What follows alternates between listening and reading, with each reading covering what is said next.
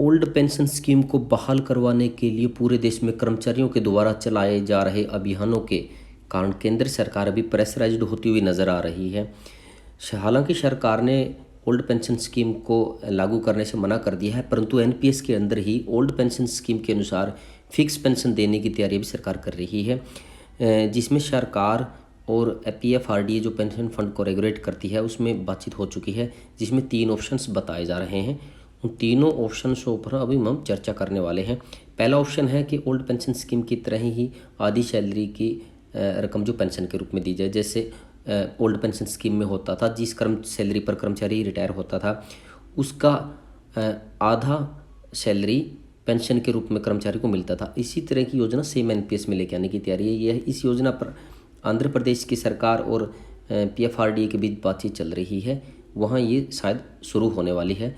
दूसरा इसमें जो पॉइंट है, एनपीएस में न्यूनतम वेतन तय की जाए, कितनी पेंशन उसको मिलेगी।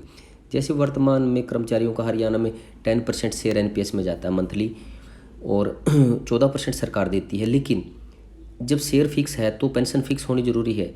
पेंशन का कोई पता नहीं है कितनी मिलेगी। उसी अनुसार सरकार सोच रही है कि जो आपका न्यूनतम रिटर्न है उसका 4 से 5% तक आपको पेंशन के रूप में दे।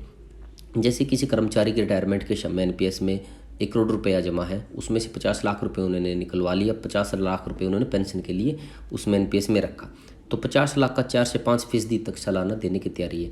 जैसे 5% 50 लाख रुपए का बनता है 2,50,000 रुपये, जो मंथली रूप में इनको देगा। पूरे साल में 2,50,000 रुपये मिलेंगे, जो मंथली होगा वो 20 से 25,000 रुपये तक की बनने की तैयारी है। इसी तरह ये दूसरा जो फिक्स करने की तैयारी एनपीएस में, ये ऐसा है। और जो तीसरा है इसमें न्यूनतम पेंशन की गारंटी, तीसरा भी ये है, जैसे कर्मचारी अभी 10% शेयर कटवाता है एनपीएस के लिए, लेकिन उसमें फिक्स नहीं है सैलरी। इसमें सरकार क्या कर रही है कि जैसे अटल पेंशन योजना है उसमें फिक्स है। उसमें फिक्स ये है कि अगर आप मंथली पैसा देते हैं जितना भी, उसी स्लैब के अनुसार आपको कुछ टर्म जो ईयर्स दिए हुए हैं उतने साल के बाद उसको इतनी सैलरी मिलेगी ही मिलेगी। उसी अनुसार सरकार लेके आनी तैयारी में नए स्लैब में कि यदि आप 10% शेयर एनपीएस में देते हैं तो आपको इतनी सैलरी मिलेगी। अगर आप शेयर बढ़ा के 15% तक करते हैं तो आपको सैलरी इतनी मिलेगी अंत में पेंशन। और अगर आप अपना शेयर बढ़ाकर 20% तक एनपीएस में शेयर करते हैं तो आपको इतनी पेंशन मिलेगी फिक्स। ये एक स्लैब बनाने की सरकार अभी तैयारी कर रही है। ये तीनों पॉइंट हैं जिन पे हमने चर्चा की। इसी तरह की इन्फॉर्मेशन के लिए चैनल को लाइक करें, सब्सक्राइब करें। अगली वीडियो में